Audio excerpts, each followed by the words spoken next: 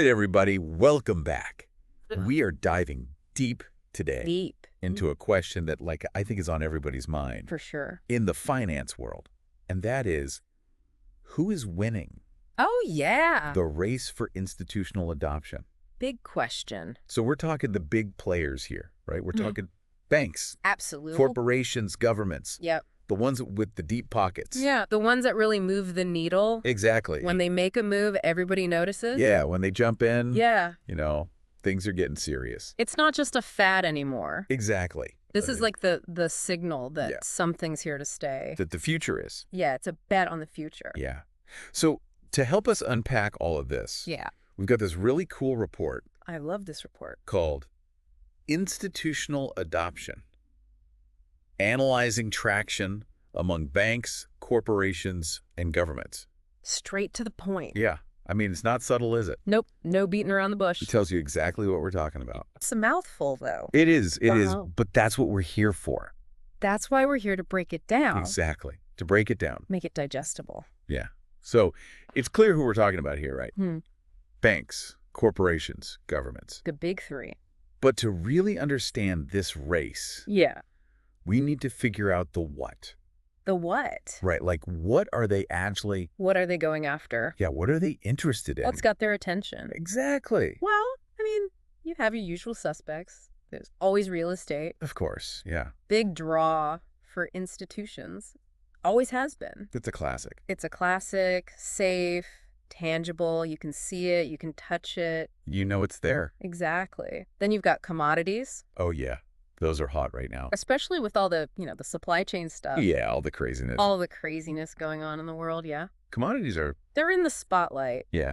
And then there's the kind of bread and butter. Yeah. The traditional financial instruments. Your stocks. Stocks, bonds. The classics. The classics. Can't forget about those. Never go out of style. Never go out of style. At least not yet. Right, right. But there's like this elephant in the room. Oh, yeah. Right.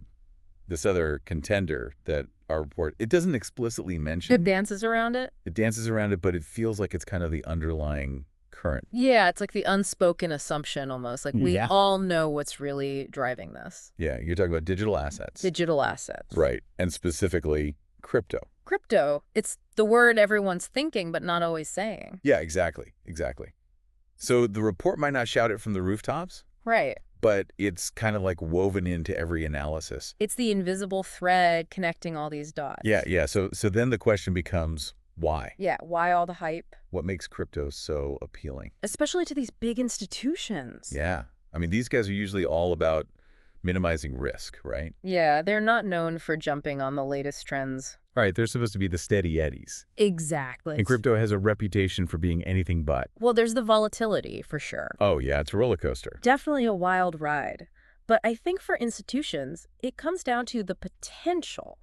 Okay, the potential for what? For disruption. Yeah. Real fundamental change. Okay, I'm listening. Think about it. Blockchain technology, which is, the foundation for most cryptocurrencies. Yeah, the tech behind the coin. Right, exactly. It offers things like transparency and security. Okay. In ways that traditional systems just haven't been able to. So it's not just about the money? No, it's about the tech. It's about what the tech can do. Okay, give me an example. Sure, take supply chains. A corporation using blockchain can literally track a product's entire journey from the factory where it's made to the store shelf where it ends up. And this is all on the blockchain? All on the blockchain, every step of the way. Okay, so instead of having like mountains of paperwork and relying on all these different middlemen, it's all just right there. Right there on the blockchain. In real time. Transparent, verifiable, and secure. So like less fraud, more efficiency. Exactly. And that translates to real cost savings. I'm starting to see the appeal. And for banks, there's this whole other layer of potential. Yeah, what about banks? They're looking at blockchain and seeing a way to offer entirely new financial products and services. Like what? Give me an example. Imagine international money transfers that happen in seconds instead of days. Okay, that would be huge. And with way lower fees than what we pay now. That sounds pretty good to me. Right, so the potential is there, but it's not all smooth sailing, of course. Well, yeah. You mentioned the volatility before. Volatility is a big one. Yeah. And then there's the whole regulatory landscape. Yeah, it's kind of the Wild West out there right now. It is. And that makes a lot of institutions hesitant. So it's like this double-edged sword. Yeah, the technology is exciting, the possibilities are huge, but the risks are still real. And for institutions that are used to, minimizing risk, it's a tough balancing act. So how are the big players actually reacting to all this? I mean, are we seeing banks like dive headfirst into crypto, or are they pushing back? It's really a mixed bag. You see some banks like JP Morgan kind of dipping their toes in. They're starting to offer crypto custody services. What does that even mean? Basically, it means they're holding crypto for their clients. So like a safe deposit box, but for Bitcoin. Exactly. And they're doing this because they're seeing the demand. They're seeing that their clients want access to crypto. Okay, so they're acknowledging that it's here to stay. In some form, yeah. But at the same time, there's still a lot of hesitancy. The volatility and the regulatory uncertainty make them nervous. Yeah, I can see that. So they're proceeding cautiously, baby steps. Makes sense. And then you have governments, they're all over the map. Really? Yeah, you've got some, like China. Okay. They're experimenting with their own central bank digital currencies. DBDCs. Right. Yeah. They see it as a way to potentially control their own financial systems. Interesting. Other governments like the U.S., they're more focused on regulation and oversight. Trying to bring some order to the chaos. Exactly. They want to protect consumers, prevent fraud, and make sure the whole system is stable. Right, right. So it's kind of like everyone's trying to figure out the rules of the game while the game is still being played. 100%. And that's why this whole institutional adoption thing is so fascinating to watch. Yeah, it's not just about who's buying what. It's about who's shaping the future. And that future is being shaped right now. As we speak. So I guess the takeaway for our listeners today is... yeah, what does it all mean for the average person?